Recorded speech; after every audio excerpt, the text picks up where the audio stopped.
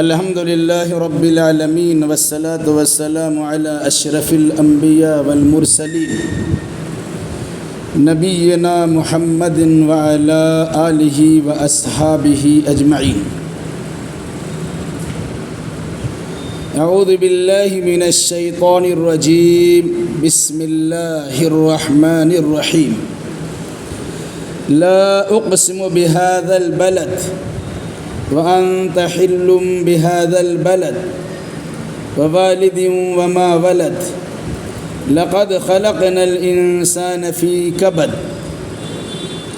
أيحسب أن لن يقدر عليه أحد يقول أهلكت مالا لبدا أيحسب أن لم يره أحد ألم نجعل له عينين ولسانا وشفتين وهديناه النجدين فلاقتحم العقبة وما أدراك ما العقبة فك رقبة أو إطعام في يوم ذي مسغبة يتيما ذا مقربة أو مسكينا ذا متربة ثم كان من الذين آمنوا وتواصوا بالصبر وتواصوا بالمرحمة أولئك أصحاب الميمنة والذين كفروا بآياتنا هم أصحاب المشأمة عليهم نار مؤصدة. اس سورہ کا نام ہے سورۃ البلد. البلد با لام دال. بلد بلد کے معنی ہوتا ہے شہر. اس سورہ کی پہلی ہی آیت میں لفظ بلد بیان کر کے شہر مکہ کی قسم کھائی گئی ہے. اس مناسبت سے اس سورہ کا نام سورۃ البلد رکھا گیا. یہ سورہ مکی ہے اور مضمون سے اندازہ ہوتا ہے کہ دعوتی دور کے بالکل شروعاتی ایام میں اس سورہ کا نزول ہوا ہے. جب اللہ کے نبی صلی اللہ علیہ وسلم نے دعوت دینا شروع کیا اس کے شروعاتی دور میں اس سورہ کا نزول ہوا ہے. اس سورہ کا مرکزی مضمون ہے قسم کھا کر تخلیق انسانی کا تذکرہ. قسم کھا کر انسان کے پیدا ہونے کا ذکر کرنا اور ساتھ ساتھ انسانوں کی دو کیفیات کا تذکرہ کہ انسان اچھا بھی ہوتا ہے اور برا بھی ہوتا ہے. انسان ناشکرہ بھی ہوتا ہے, شکر گزار بھی ہوتا ہے. پھر ناشکرے کا انجام کا تذکرہ کیا گیا اور شکر گزاری کا کیا فائدہ ہوگا اس کا بھی تذکرہ ہوا. پہلے لفظی معنی پہ غور کیجئے پھر مختصر تفسیر آپ کے سامنے آئی. لا مطلب نہیں. اقسم میں قسم کھاتا ہوں. بہذا بے مطلب کی, ہاذا معنی اس, البلد معنی شہر. نہیں میں اس شہر کی قسم کھاتا ہوں. نہیں میں اس شہر کی قسم کھاتا ہوں. وَأَنْتَ حِلٌّ بِهَذَا الْبَلَدِ, اور آپ اس شہر میں مقیم ہیں, ٹھہرے ہوئے ہیں. آپ اس شہر میں ٹھہرے ہوئے ہیں یا اس شہر میں رہنے والے, اس شہر میں رہتے ہیں. حلن حل, یہ حلو کا معنی ہوتا ہے داخل کرنا, داخل ہونا, ٹھہرنا, قیام کرنا یا حلال تصور کیا جانا. انشاءاللہ اس کی تفسیر آئے گی تو سمجھ میں آئے گا. ووالد وما ولد, وہ مطلب اور نہیں, یہاں پر قسم کے معنی میں, اور قسم ہے والد کی اور اس کی جسے اس نے پیدا کیا. والد کی قسم اور بچہ کی قسم, یا والدہ کی قسم اور بچہ کی قسم.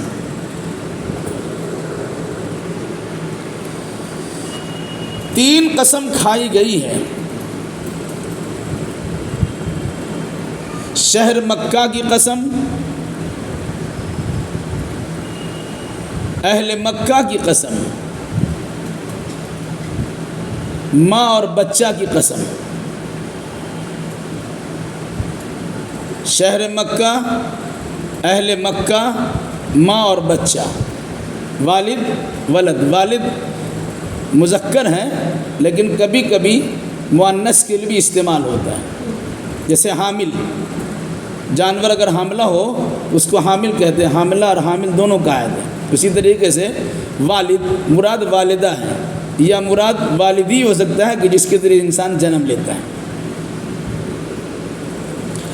تو قسم کھا کر اللہ نے جس بات کو بیان کیا ہے وہ آگے آ رہی ہے، کیا ہے؟ لقد خلقنا الانسان فی کبد، لقد تحقیق کے لیے بولا جاتا ہے، یقیناً، خلقنا بمعنی فعلنا، کیا معنی ہوا؟ خلقنا ہم نے پیدا کیا، فعلنا کے وزن پر خلقنا ہم نے پیدا کیا، الانسان یعنی انسان کو، فی مطلب میں کبد مشقت، کاف با دال کبد مطلب مشقت، تکلیف در تکلیف، یقیناً ہم نے انسان کو مشقت در مشقت میں پیدا کیا ہے، تکلیف در تکلیف میں ہم نے انسان کو پیدا کیا، ہم تکلیف میں نہیں ہیں، انسان کی پیدائش تکلیف سے مراد یہ ہے، ہم نے انسان کو تکلیف در تکلیف میں پیدا کیا ہے۔ وضعت کرہا حملت کرہن و وضعت کرہا، ماں اس کو اپنے پیٹ میں حمل میں ٹھہرائے رکھتی ہے، تب بھی تکلیف میں رہتی ہے، جب جنم دیتی ہے تب بھی تکلیف میں رہتی ہے، کتنے مرحلوں سے گزرنا پڑتا ہے اس کی تفصیل ابھی آئے گی۔ تو ہم نے انسان کو پیدا کیا ہے مشقت میں، تکلیف میں۔ مطلب کیا؟ ایحسب، کیا وہ انسان سمجھتا ہے، گمان کرتا ہے، حسب یحسب کا معنی ہوتا ہے گمان کرنا، سوچنا، ان لن، ان یہ لن نہیں، ہرگز نہیں، یقدر قادر ہوگا، علیہ اس پر، احد کوئی، اللہ الصمد ہے، قل هو اللہ احد، احد مراد ایک یکتا، کوئی، ایحسب کیا وہ سمجھتا ہے یا گمان کرتا ہے، اللہ یقدر علیہ احد کہ کوئی اس پر قابو نہیں رکھتا ہے یا کسی کی قدرت اس پر چلتی نہیں ہے۔ یہ کب ہوا؟ ابھی شان نزول آپ کے سامنے آئے گی تو بات پوری واضح ہو جائے گی، لفظی ترجمہ پہلے دیکھ لیجیے۔ یقول وہ کہتا ہے، قال یقول کہتا ہے، اہلکت میں نے ہلاک کر دیا، مالن مال کو، لبدن ڈھیر سا، یعنی میں نے بہت سارا مال برباد کر دیا۔ انسان کہتا ہے کہ میں ڈھیر سارا مال، بہت سارا مال برباد کر دیا۔ انفقت میں نے خرچ کیا، اہلکت میں نے برباد کر دیا۔ ایحسب ان لم یرہ احد کیا وہ گمان کرتا ہے کہ کوئی اس کو دیکھ نہیں رہا ہے، ان یہ لم نہیں، یرہ دیکھتا ہے اس کو، احد کوئی، آدھا گھنٹہ بعد، ایحسب ان لم یرہ احد کیا وہ گمان کرتا ہے کہ کوئی اس کو دیکھ نہیں رہا ہے۔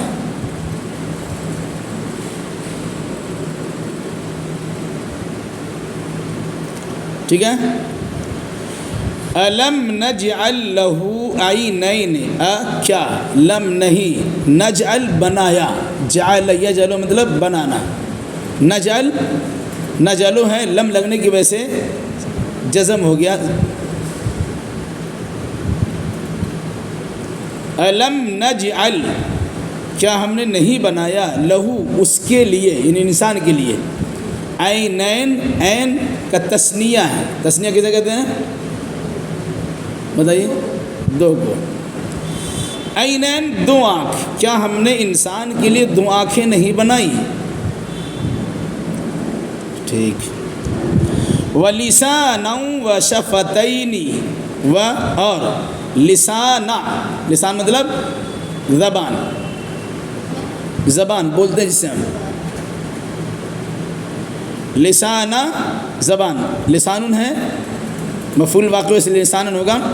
وشفتین، شفتن کے معنی ہوتا ہے ہونٹ، شفتین دو ہونٹ، اوپر نیچے کے دو ہونٹ.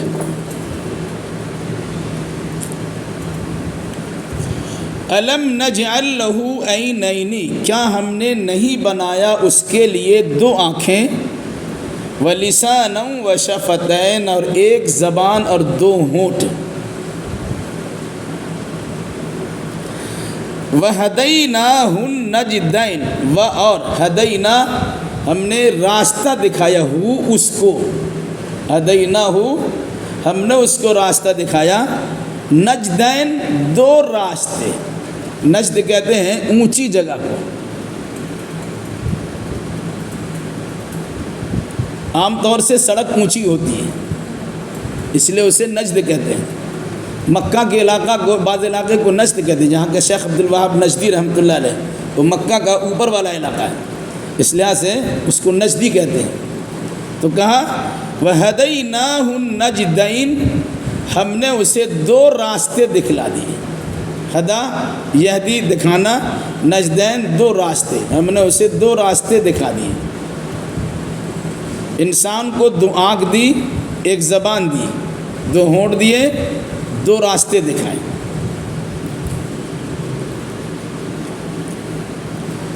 فَلَقْتَحَمَ الْعَقَبَةَ، ف مطلب تو، لا مطلب نہیں. اقتحامہ کا معنی ہوتا ہے عبور کرنا، پار کرنا، چڑھنا. جیسے اب کو پہاڑ پہ چڑھنا ہوگا تو بلندی پہ چڑھنا پڑتا ہے، دریا پار کرنا پڑتا ہے، اس کو عبور کرنا بولتے ہیں. اقتحامہ عبور کرنا، یہ پار کرنا، گزر جانا. فَلَقْتَحَمَ الْعَقَبَةَ، تو اس نے پار نہیں کیا گھاٹی کو. عقبہ پہاڑی علاقے کو عقبہ بولتے ہیں. کیا تو پس وزن پیسہ ایسا ہوا تو ایسا ہوا. لا مطلب نہیں، اقتحامہ پار کیا، چڑھا. عقبہ گھاٹی، وہ گھاٹی کو پار نہیں کیا، یا گھاٹی والے اونچے راستے پہ چڑھا نہیں.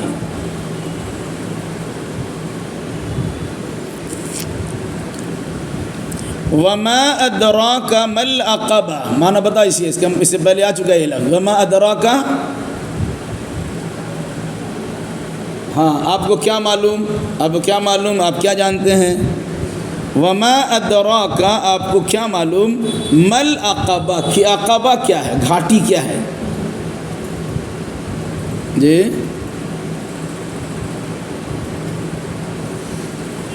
وما ادراک ما العقبہ، آپ کو کیا معلوم کہ عقبہ کیا ہے، گھاٹی کیا ہے. اب اس گھاٹی کی تشریح ہے. فک رقبہ، فک مطلب ہوتا ہے چھوڑانا، آزاد کرنا. فک فا فک آزاد کر دینا، چھوڑانا. رقبہ گردن، گردن چھوڑانا، یعنی غلام آزاد کرنا. گھاٹی کو پار کرنا مراد غلام آزاد کرنا، گردن چھوڑانا، کسی کو پریشانی سے نکال دینا. فک رقبہ گردن چھڑانا، گردن آزاد کرنا، یعنی غلام آزاد کرنا. او اطعام، یا کھانا کھلانا. طعام مطلب کھان، اطعام مطلب کھانا کھلانا. فی یومن، ایسے دن میں، ذی مسغبہ، جو بھوک والا، ذی مطلب والا، مسغبہ مطلب بھوک پیاس، بھوک والے دن میں کھانا کھلانا بھی گھاٹی کو پار کرنا ہے. انسان بھوکا ہے، کسی بھوکے کو کھانا کھلانا بھی یہ گھاٹی کو پار کرنا ہے، اونچائی پہ چڑھنا ہے. آگے بڑھیے. کس کو کھلانا ہے؟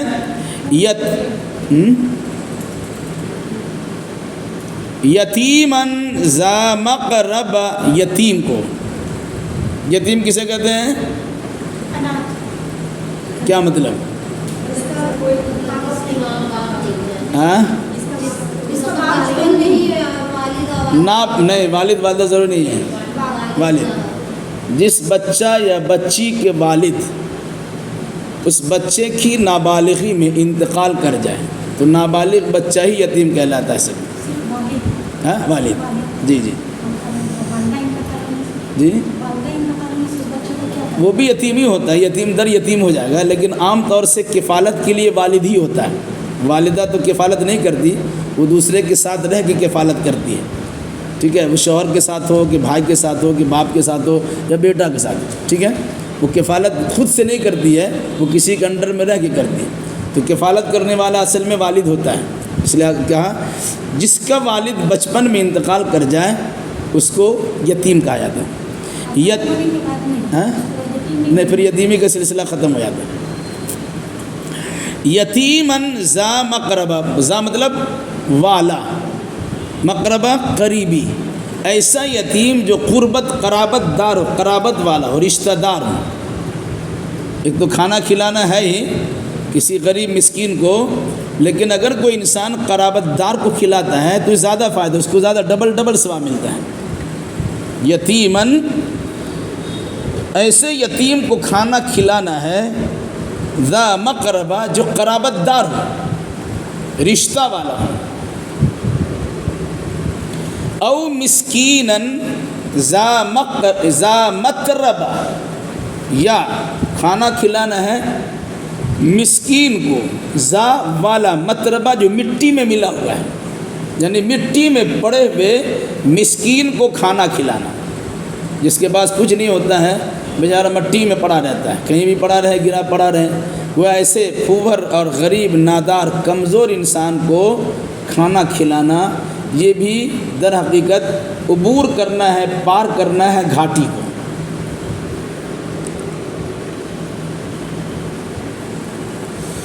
ثم پھر کان من الذین آمنوا، پھر وہ ہو جاتا ان لوگوں میں سے جنہوں نے ایمان قبول کیا. وتواصوا بالصبر، اور ہو جاتا ان لوگوں میں سے جو ایمان لانے کے بعد صبر کی وصیت کرتا. وتواصوا بالمرحمہ، اور ہو جاتا ان لوگوں میں سے کہ ایمان لانے کے ساتھ صبر کرنے کے ساتھ، صبر کی تلقین کرنے کے ساتھ ساتھ ایک دوسرے پر رحم و کرم کرنے کی وصیت کرتا. مرحمہ، رحم و کرم کرنا، ہمدردی کرنا. اب جو انسان ایسا کرے گا، گردن کو چھڑائے گا، کھانا کھلائے گا، قرابت دار یتیم کو کھانا کھلائے گا، یا زمین سے پڑے ہوئے مسکین کو کھانا کھلائے گا، ساتھ میں وہ ایماندار بھی ہوگا اور حق بات کی وصیت، صبر کرنے کی وصیت بھی کرے گا، اور ساتھ ساتھ ایک دوسرے پر ہمدردی کرنے کی وصیت بھی کرے گا، تو ایسے انسان کے بارے میں قرآن نے کیا کہا؟ اولئک، یہی لوگ ہیں اصحاب المیمنہ، اصحاب صاحب کی جمع مطلب والے، اصحاب المیمنہ دائیں ہاتھ والے، میمن دائیں طرف. دوسری بات، یہی لوگ ہیں، میمنہ کے معنی دائیں ہاتھ والے بھی ہوتے ہیں، نیک بختی والے، نیک بخت لوگ، یہی لوگ نیک بخت ہیں. ظاہر سی بات ہے، قیامت کے دن نیک بخت اسی انسان کو جانا جائے گا جس کے نامہ اعمال اس کے دائیں ہاتھ میں دیا جائے گا. وہ نیک بخت ہو جائے گا، وہ جنت میں چلا جائے گا. نیک بخت، نیک نصیبہ والا، اچھی قسمت والا ہے. والذین کفروا بآیاتنا، اور جن لوگوں نے کفر کیا ہماری آیتوں کے ساتھ، یعنی جن لوگوں نے ہماری آیتوں کا انکار کر دیا. اولئک ہم اصحاب المشأمہ، ہم وہ لوگ، کون لوگ؟ جنہوں نے ہماری آیتوں کو انکار کیا، کافر. اصحاب المیمنہ، اصحاب المشأمہ بائیں ہاتھ والے، میمنہ کے مقابلے میں مشأمہ ہے. میمنہ دائیں ہاتھ والے، مشأمہ بائیں ہاتھ والے. مراد جن کے نام اعمال دائیں ہاتھ میں دیا جائے گا اصحاب المیمنہ ہوا، جن کے نام اعمال بائیں ہاتھ میں دیا جائے گا انہیں کیا کہتے ہیں؟ اصحاب المشأمہ. مراد وہاں پر یہی لوگ بدبخت ہیں، بدقسمت ہیں. جنہوں نے ہماری آیتوں کے ساتھ کفر کیا تو یہ لوگ بڑے بد نصیب ہیں، بدبخت، بدقسمت ہیں. علیہم نار موصدہ، ان پر آگ ہوگی جن کو بند کر دیا گیا ہوگا. اس سے پہلے یہ لفظ پڑھ چکی ہے کہ پڑھی ہے جی. ہاں، ان پر آگ ہوگی جن کو بند کر دیا گیا. مطلب کیا ہوا؟ انہیں آگ کے گڈھے میں ڈالا جائے گا، جہنم میں ڈالا جائے گا. اس سے چیخ چلا کر کے نکلنے کی کوشش کر کے بھاگنا چاہے تو بھاگ نہیں سکیں گے. اوپر سے اس کا دروازہ بند کر دیا گیا، گھیر دیا گیا، ڈھانپ دیا گیا، ڈھکن چڑھا دیا گیا. اب اندر میں وہ دائیں بائیں آگے پیچھے اوپر نیچے سب طرف سے وہ آگی میں ہے. تفسیر کی طرف آئیے. لا اقسم بہذا البلد، نہیں میں قسم کھاتا ہوں اس شہر کی. نہیں کیوں کہا گیا؟ وجہ اس کی بتائی جاتی. مشرکین مکہ کا خیال تھا کھاؤ پیو موج اڑاؤ، موت آئے تو مر جاؤ، اس کے سوا کوئی کام نہیں ہے. ٹھیک ہے، اس کو کہا کہ نہیں، اس مقصد کے لیے تم پیدا نہیں کیے گئے ہو. تمہارا یہ خیال کرنا کہ ہم پیدا ہوتے ہیں، کھاتے پیتے ہیں، موج مستی کرتے ہیں، مر جاتے ہیں، نہیں، اس مقصد تمہاری پیدائش نہیں ہے. کہا نہیں، اس قسم کا خیال کرنا غلط ہے. ایک بات. دوسری بات، جس زمانے میں سورہ کا نزول ہوا اس زمانے میں کفار و مشرکین کہتے تھے کہ ہم لوگ کتنے آرام و سکون کے ساتھ زندگی گزار رہے تھے، کہاں سے محمد بیچ میں ٹپک پڑے اور یہ ایسا بولتے ہیں. ہم لوگ اپنے ایک بہترین سماج میں زندگی گزار رہے تھے، انہوں نے بیچ میں آ کے اس قسم کی باتیں کرنا شروع کر دی. تو اللہ نے کہا نہیں، ایسی کوئی بات نہیں ہے. محمد صلی اللہ علیہ وسلم جو تم کو بتا رہے ہیں کوئی عام بات نہیں ہے، بڑی خاص بات بتلا رہے ہیں، بلکہ تمہاری زندگی کو تمہیں سمجھا رہے ہیں. انسان کی زندگی کیسی ہے وہ سمجھنا چاہے تو خود اپنی زندگی پہ غور و فکر کرے، وہ سمجھ سکتا ہے. تو میں قسم کھا کر کہتا ہوں. کس کی قسم کھائی؟ لا، نہیں، ایسی بات نہیں ہے جو تم کہہ رہے ہو کہ کھاؤ پیو موج اڑائے موت آئے تو مر جاؤ، یا محمد صلی اللہ علیہ وسلم ہمیں پریشان کر دیا، خواہ مخواہ ہمیں ہماری زندگی میں دخل دے رہے ہیں. ایسی کوئی بات نہیں ہے. تم اس کا خیال چھوڑو اور اس قسم کی باتوں کو چھانٹو. آؤ. اقسم بہذا البلد، میں قسم کھاتا ہوں اس شہر کی. اس شہر سے مراد شہر مکہ. شہر مکہ کیسے آباد ہوا؟ غور کیجئے گا تو پتہ چلے گا کہ ابراہیم علیہ السلام کو شہر مکہ کی آباد کرنے کے لیے بڑی پریشانیوں کا سامنا کرنا پڑا.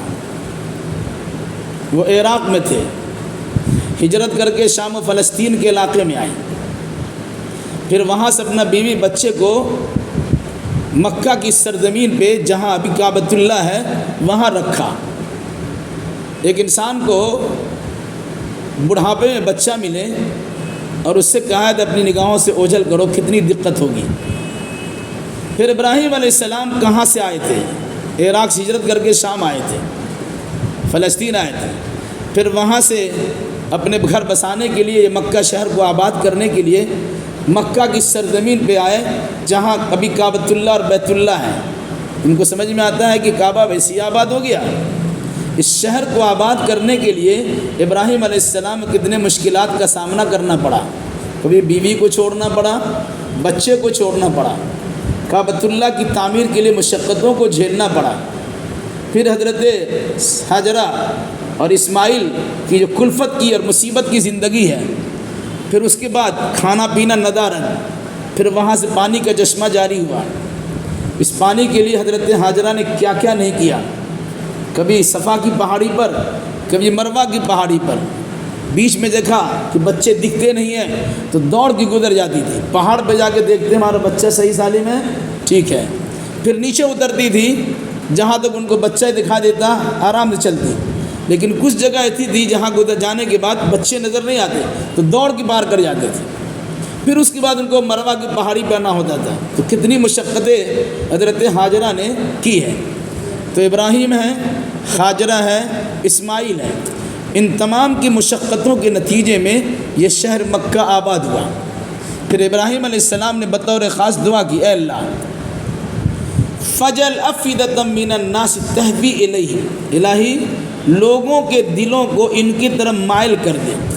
نتیجے کے طور پر اللہ نے جبریل امین کو بھیج کر حضرت اسماعیل کے لیے پانی کا چشمہ جاری کیا جسے زمزم کہتے ہیں. اس پانی کی بنیاد پر وہاں لوگوں نے پڑاؤ ڈالنا شروع کیا. جو سفر کرتے تھے، کہیں جانا ہوتا تھا، کہیں پانی ملا، کہاں ٹھہریں گے؟ جہاں پانی وہیں ٹھہریں گے. اب راستہ گزرتے ہیں، کہیں ٹھہرنے کی نوبت آتی ہے، چلو لین ہوٹل میں ٹھہرتے ہیں، کھانا پینا بھی کریں گے، واش روم وغیرہ سے فارغ ہو جائیں گے. پانی کی وہاں سہولیات ہے، تو جہاں پانی ہوتا ہے وہاں انسان اپنا مسکن بناتا، گھر مکان بناتا ہے. تو ابراہیم علیہ السلام کے صاحبزادے اسماعیل کے لیے پانی کا چشمہ ظاہر ہوا، پھر اسے روکا گیا. اس پانی کی وجہ سے لوگوں کا وہاں آنا جانا ہوا، قبیلہ جرہم وہاں آباد ہوا. پھر ابراہیم علیہ السلام کے بیٹے کی شادی ہوئی، پھر بچے بڑھے، آبادی ہو گئی، مکہ سرزمین ہو گیا، مکہ شہر مکہ بن گیا. تھا ہی مکہ، اللہ نے اسے شروع ہی میں رکھا تھا، لیکن اس کے باوجود یہ جو مصیبتیں اور مشکلات آئی ہے، شہر مکہ کو آباد کرنے کے لیے اتنی پریشانی آئی ہے. تم سوچتے ہو ویسی زندگی گزر جائے گی؟ تو شہر بسانے کے لیے کتنی دقت آتی ہے، اس پر غور کرو. اس لیے اقسم بہذا البلد، تمہاری باتیں صحیح نہیں ہیں، میں قسم کھاتا ہوں اس شہر مکہ کی. وَأَنْتَ حِلٌّ بِهَذَا الْبَلَدِ، اس آیت کے 3 معنی کیے گئے ہیں. ایک معنی یہ ہے، اے مکہ کی عوام، عام لوگ، مکہ کے ہر ایک آدمی کو خطاب کرتے ہوئے کہا گیا، اے مکہ کا ہر ایک انسان، تم اس شہر میں رہتے ہو، کبھی تم نے اس شہر کی آبادی پہ غور کیا، جہاں تم آرام و سکون کے ساتھ رہتے ہو، جہاں چھیڑخانی نہیں ہوتی ہے، جہاں بد امنی نہیں ہوتی، جہاں فساد نہیں ہوتا، جہاں بگاڑ نہیں ہوتا، بلکہ پوری دنیا میں تم امن کی نگاہ سے دیکھے جاتے ہو. کبھی تم نے غور کیا یہ مکہ کی آبادی کیسے ہوئی؟ ایک بات تو عام انسانوں سے کہا گیا کہ تم اس مکہ کے رہنے والے ہو، جسے اہل مکہ کہا. شہر مکہ پھر اہل مکہ. ٹھیک. دوسری بات، اس کا دوسرا معنی لیا گیا، وَأَنْتَ حِلٌّ بِهَذَا الْبَلَدِ، اے نبی آپ اس شہر میں، یہ آپ کے لیے شہر کو کچھ دنوں کچھ دیر کے لیے حلال کیا جانے والا ہے. مطلب اس شہر مکہ میں کسی کو مارنا، پیٹنا، قتل کرنا، ذبح کرنا، خونریزی کرنا جائز نہیں ہے. لیکن ایک وقت ایسا آئے گا کہ آپ کے لیے باضابطہ وہ وقت دیا جائے گا کہ اتنے دیر تک اس شہر مکہ میں خونریزی کرنے کی اجازت ہے. یعنی فتح مکہ کے موقع پر اللہ کے نبی صلی اللہ علیہ وسلم کو اجازت دی گئی تھی. جو دشمنان آپ کے خلاف ہے، وہاں ایسے خاص دشمنوں کو کعبۃ اللہ کے غلاف کے پکڑے ہونے کے باوجود اب ذبح کر سکتے ہیں. تو آپ کے لیے اس شہر مکہ کو حلال کیا جانے والا ہے. ایک معنی ہوا. تیسرا معنی، وَأَنْتَ حِلٌّ بِهَذَا الْبَلَدِ، اے نبی آپ اس شہر میں حلال ہونے والے ہیں. مراد جانوروں کو مارا نہیں جا سکتا، کسی درخت کو کاٹا نہیں جا سکتا، کسی کو بد امنی سے دوچار نہیں کیا سکتا ہے. لیکن ایک وقت ایسا آپ کے ساتھ آنے والا ہے، یہ آ چکا ہے کہ لوگ آپ کو برداشت کرنے کے لیے تیار نہیں ہیں. لوگ آپ کو مار رہے ہیں، آپ کے خلاف سازشیں کر رہے ہیں، آپ کے راستے میں روڑے اٹکا رہے ہیں، کانٹے بچھا رہے ہیں، آپ کی گردن پر اونٹ کی اوجری ڈال رہے ہیں. اس طریقے سے آپ کو لوگ حلال سمجھ رہے ہیں. یعنی جانوروں کو مارنا جائز نہیں ہے، لیکن آپ کو مارنا حلال ہو گیا. یہ 3 معنی اس آیت کے کیے گئے. وَوَالِدٍ وَمَا وَلَدَ، قسم ہے والد کی یا والدہ کی اور بچہ کی. والد و والدہ، والدین اور بچہ کی قسم. کچھ لوگوں نے کہا اس سے مراد آدم علیہ السلام اور اس کی نسل ہے. کچھ لوگوں نے کہا ہر ماں اور بچہ کی قسم ہے. کس بات پہ قسم کھائی گئی؟ والد اور ولد کی قسم. والد جس نے پیدا کیا، ولد جو پیدا ہوا، یعنی ماں اور بچہ. اس لیے میں نے شروع میں کہا تھا شہر مکہ، اہل مکہ، ماں اور بچہ کی قسم کھائی گئی. کس بات پر؟ لقد خلقنا الانسان فی کبد، کہ ہم نے انسان کو مشکلات میں پیدا کیا ہے. ایک تو انسان یہ سوچے کہ مکہ شہر آباد کیسے ہوا، تو پریشانی ان کے سامنے ظاہر ہو جائے گی، یوں ہی شہر مکہ آباد نہیں ہو گیا. دوسرا، انسان کو اگر شہر مکہ کی سمجھ نہیں آتی ہے تو انسان اپنی پیدائش پہ غور کرے کہ کتنی مشکلات سے دوچار ہو کر انسان پیدا ہوا ہے. ماں باپ کے میل ملاپ کے نتیجے میں استقرار حمل ہوتا ہے۔ حمل جو ہی ٹھہرتا ہے ماں کی پریشانی بڑھ جاتی ہے۔ آہستہ آہستہ جو بچہ بڑا ہوتا ہے، ولادت کے قریب پہنچتا ہے، ویسے ویسے ماں کی پریشانی بڑھتی چلی جاتی ہے۔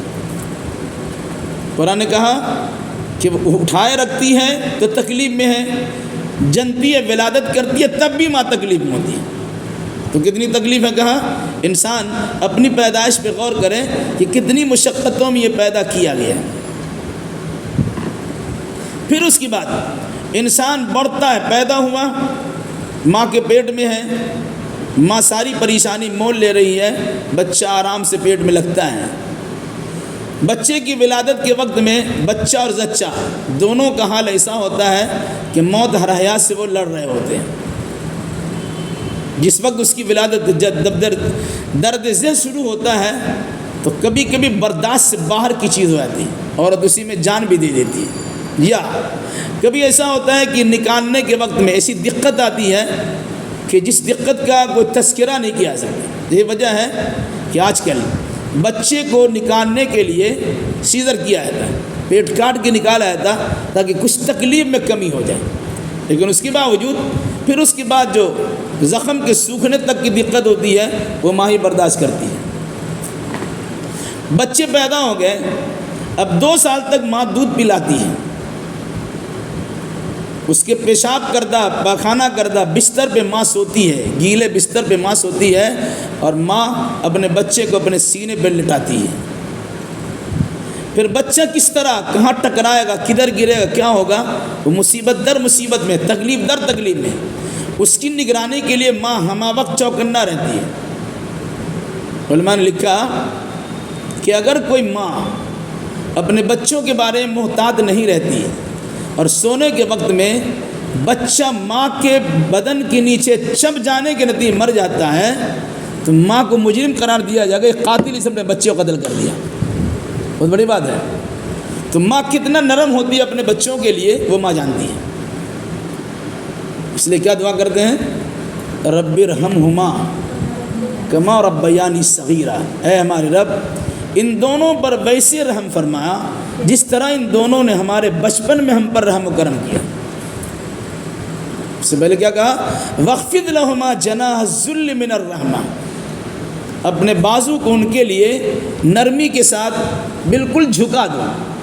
اب ٹیٹ سے بچہ کو پکڑیے گا، اس کے ہاتھ ٹوٹ جائے گا، ہڈی ٹوٹ جائے گی، تو ماں اپنے اندر اسے کتنی نرمی سے اٹھاتی ہے وہ ماں جانتی ہے۔ پھر بچے کو اگر سختی کر دیا ہے تو بچے کے ہاتھ پاؤں ٹوٹ جائیں گے، تکلیف پہنچ جائے گی۔ قرآن نے کیا کہا کہ انسان کو ہم نے پیدا کیا ہے تکلیف در تکلیف میں۔ اب جب تکلیف در تکلیف انسان پیدا ہو گیا، دنیا میں پلا بڑا جوان ہو گیا، جب اس کے اندر طاقت و قوت آ گئی، اب وہ انسان سوچتا ہے کہ کوئی ہمارے پر قابو نہیں رکھتا ہے، ہم کسی کے بس میں نہیں ہیں، جو چاہے گا منمانی کریں گے۔ تمہیں زمین دیا، آسمان دیا، کھانے پینے کے اسباب دیے، شہر بسا کے دیا، ماں باپ دیا، روزی روٹی تمہاری بہن پہنچا دی، سارا کام کر دیا۔ اس کے بعد جب پلے بڑے جوان ہو گئے اور طاقت و قوت تمہارے اندر آ گئی، تم سمجھتے ہو کہ کسی کی ہم کو ضرورت نہیں ہے۔ تو یاد رکھنا، کبھی ایسا گمان مت کرنا کہ تم پر کسی کا اقتدار نہیں ہے اور کسی کی قوت و طاقت چلنے والی نہیں، تم اللہ کے طاقت و قوت کے اندر محصور گھرے ہوئے ہو۔ یقول اہلکت مالا لبدا، وہ کہتا ہے کہ ہم نے مال کو برباد کر دیا۔ کتنا مال؟ ڈھیر مال۔ لبدا ڈھیر سا مال، ہم نے ڈھیر سا مال برباد کر دیا۔ انسان مال برباد کہاں کرتا ہے؟ جائز چیز میں استعمال کو برباد کرنا نہیں بولتے ہیں، ناجائز میں استعمال کرنے کو مال کا برباد کرنا بولتے ہیں۔ شہرت طلبی کے لیے مال استعمال کرنے کو برباد کرنا کہا جاتا ہے، فضول خرچی کو مال برباد کرنا کہا جاتا ہے، جہاں ضرورت نہیں وہاں آپ نے خرچ کیا مال برباد کرنا کہا جاتا ہے۔ آپ نے چور ڈکیت اور لفنگے کو کھانا کھلایا، یہ مال برباد کرنا کہا جاتا ہے۔ آپ ذمہ داروں کو ذمہ داری دیجیے، لیکن ساتھ ساتھ یہ خیال رکھیے کہ مال آپ کا کہاں خرچ ہوتا ہے اس کو دیکھیے۔ کیا کہا؟ پھر انسان کہتا ہے لک تمہارے لو بدا، ہم نے تو بے شمار مال تباہ کر دیا، برباد کر دیا۔ کیوں برباد کیا بھائی؟ ثقافتی پروگرام ہو وہاں مال خرچ کر دیا، شادی بیاہ کے پروگرام ہو وہاں مال خرچ کر دیا، کھانے پینے کے پروگرام ہو وہاں مال خرچ کر دیا، یا الٹی سیدھے معاملات ہو وہاں مال خرچ کر دیا۔ تو ایسے غیر ضروری یا ناجائز چیزوں میں مال خرچ کرنا انسان اپنے لیے باعث مسرت سمجھتا ہے، اور کال اٹھا کے زندہ رہتا ہے کہ ہم نے فلاں کام کیا، ہماری نمائش ہوگی اور ہماری تعریف ہوگی، ہماری پذیرائی ہوگی۔ پھر اس کے قرآن کیا کہتا ہے؟ اَيَحْسَبُ أَن لَّمْ يَرَهُ أَحَدٌ، کیا سمجھتا ہے کہ کوئی اس کو دیکھ نہیں رہا ہے؟ کہ اللہ تبارک و تعالیٰ کی نگاہ سے باہر ہے؟ جس اللہ نے دیا ہے وہ اللہ تبارک و تعالیٰ کے کیمرے میں ہے، وہ اللہ دیکھ بھی رہا ہے، اور اللہ اس کا کیمرہ کرا رہا ہے، ویڈیو اور آڈیو دونوں تیار کروا رہا ہے کہ آپ کیا بول رہے ہیں اور کس قسم کی حرکتیں کر رہے ہیں۔ تو یہ گمان کرنا کوئی دیکھتا نہیں ہے، کوئی دیکھے نہ دیکھے، اللہ تو دیکھ رہا ہے۔ اب اس کے بعد پھر انسان کے وجدان کو جھجوڑتے ہوئے کہا کہ سنو، الم نجعل لہ عینین، اے انسان کیا ہم نے اس کے لیے تمہارے لیے دو آنکھیں نہیں رکھی ہیں؟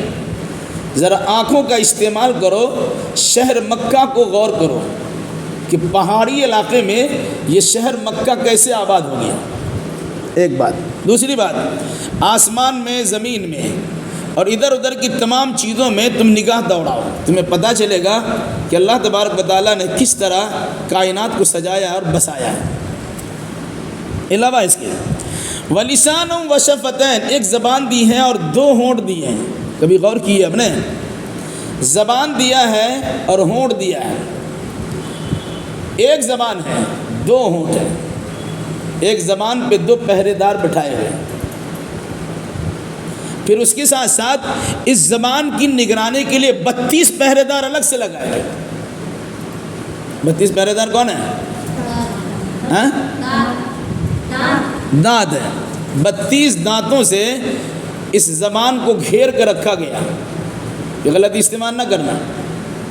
پھر اس کے ساتھ ساتھ اب زبان کا استعمال کرنا چاہے، آپ کے پاس ہونٹ نہیں ہے، ہونٹ کاٹ دیے، آواز نہیں بنے گی، جملے نہیں بنے گی۔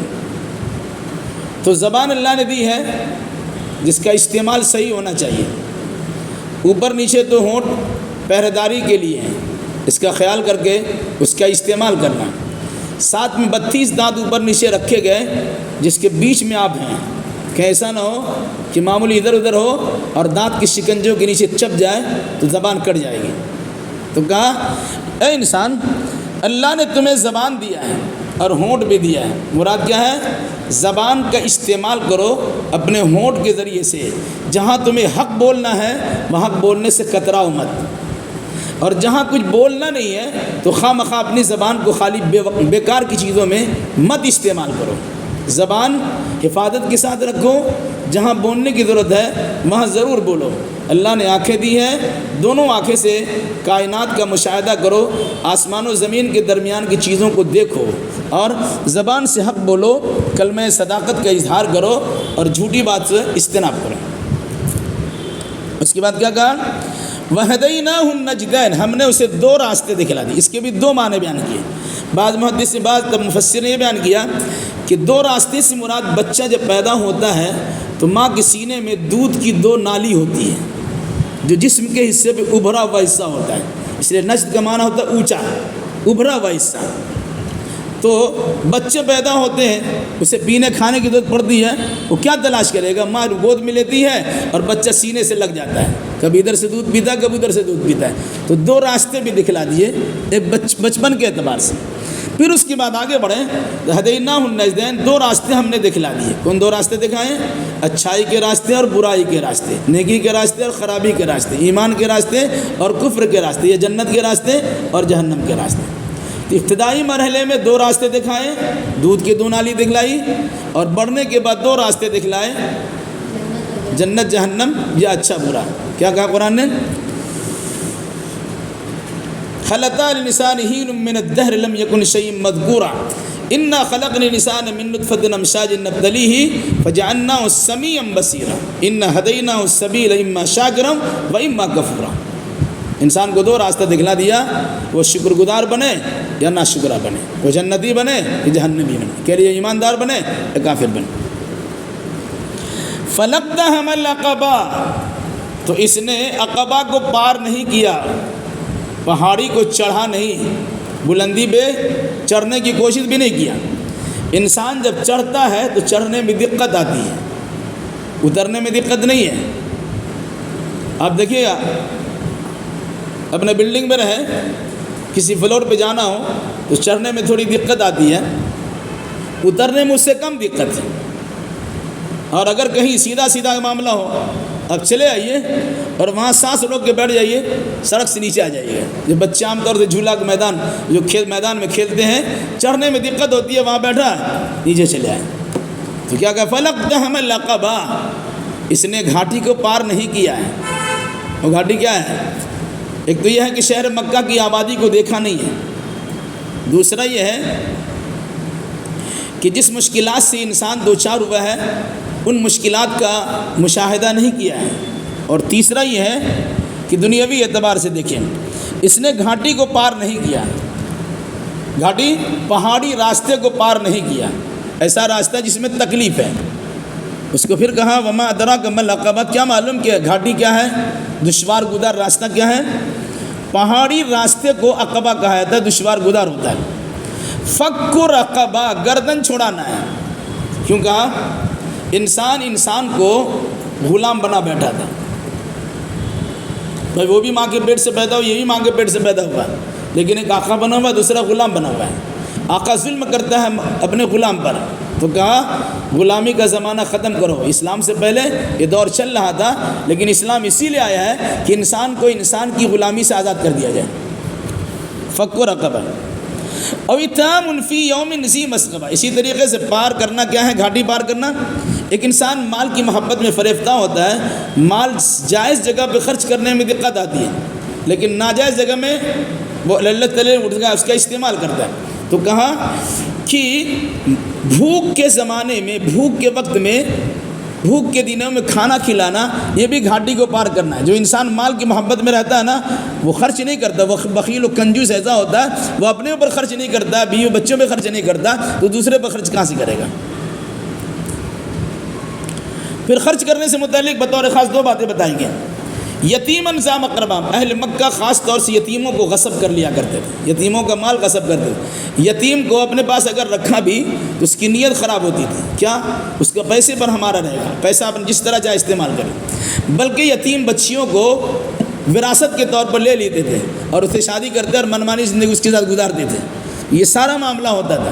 تو جس سماج میں یتیموں کے ساتھ اس قسم کا برتاؤ ہو، اس سماج میں اللہ تبارک و تعالیٰ نے اللہ کے نبی صلی اللہ علیہ وسلم کے ذریعے اور قرآن کے ذریعے یہ پیغام دیا کہ سنو، تمہارے اندر یتیم نادار ضرور ہے، لیکن وہ قدر کی نگاہ سے دیکھے جانے کے لائق ہے۔ وہی انسان تمہارے لیے جنت کا ذریعہ بن سکتا ہے۔ تمہارے پاس اللہ نے مال دیا ہے، اس یتیم کی کفالت کو فرمایا انا وکافل الیتیم کافل الیتیم ہاکذا، میں اور یتیم کی کفالت کرنے والا اس طرح ہوں گا، جس طرح ان دو انگلیوں کے درمیان دوری کم ہے، اسی طریقے سے میں جنت میں جہاں ہوں گا اتنے قریب وہ انسان بھی ہوگا جو انسان کسی یتیم کو نگرانی کرتا ہے، کفالت کرتا ہے۔ تو کہا پھر یتیموں میں خاص طور سے وہ یتیم جو آپ کی قرابت دار ہوں۔ عام طور سے ہوتا کیا ہے، دور کی ڈھول کی آواز بڑی سہانی معلوم ہوتی ہے، دور خرچ کرتے ہیں، کیوں؟ آپ کو فیاض کہا جائے گا، سخی اور داتا کہا جائے گا، لیکن آپ کے گھر میں آپ کا بھتیجا ہے کہ بھانجا ہے یا رشتہ دار ہے، وہ یتیم ہے، انسان کی نگاہ اس پر نہیں آتی، کیوں؟ وہاں تعریف نہیں ہوگی۔ اس نے قرآن نے پہلے کیا کہا؟ یتیماً ذا مقربہ، قرابت دار یتیم کو، ایک تو یتیم کے کھلانے کا ثواب، دوسرا قرابت داری کا حق ادا کرنے کا ثواب درجہ ملتا ہے۔ او مسکیناً ذا متربہ، یا مسکین کو جو مٹی میں پڑا ہوا ہے۔ آپ سمجھ لیجئے اس دور کے کہہ سکتے ہیں، آپ فلیٹ میں رہتے ہیں، جو کھولا باری میں سڑکوں کنارے رہتے ہیں، ایسے انسانوں کی دیکھ ریکھ کرنے کی تاکید کی گئی۔ کہا مکہ کی سرزمین میں پہاڑ کی بلندی پہ چڑھنے والا بھی انسان ہوتا ہے اور اس کی گھاٹی میں رہنے والا بھی انسان ہوتا ہے۔ کوئی سردار بنا بیٹھا ہے اور کسی کو محکوم بنا کے بیٹھا ہے، تو کہا سردار حاکم و محکوم کے درمیان اس قسم کی چیز آنی چاہیے۔ اگر وہ نیچا ہے تو اسے نیچا نہ سمجھا جائے، وہ اس نیچے کے ساتھ اچھا سلوک کرنے کے نتیجے میں آپ کو اونچائی مل سکتی ہے۔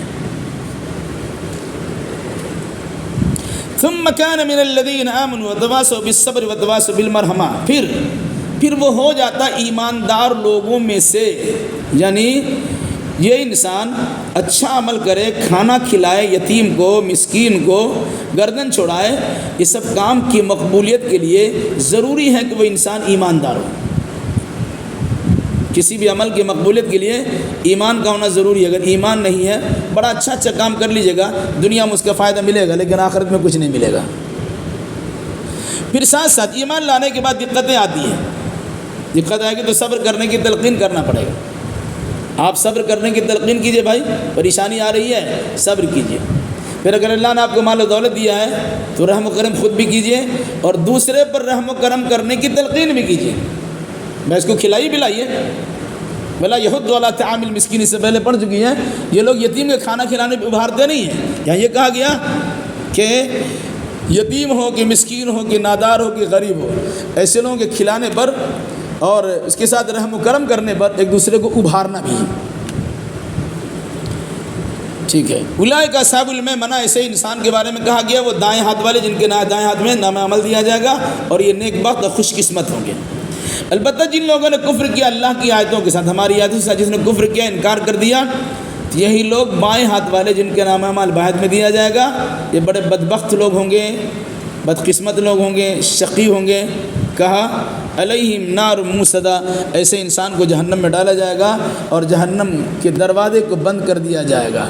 جہنم کے گڈھا ہے، اس میں ڈال کر اس سے نکلنے نہ پائے، اوپر سے اس کو ڈھانپ دیا جائے گا اور اسی میں انسان رہے گا۔ غور کیجئے اس چھوٹی سی صورت میں کیا پیغام دیا ہے۔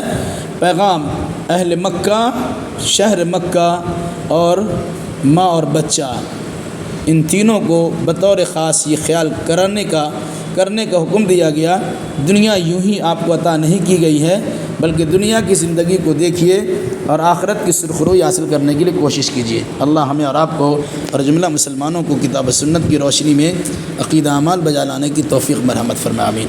السلام علیکم ورحمۃ اللہ وبرکاتہ۔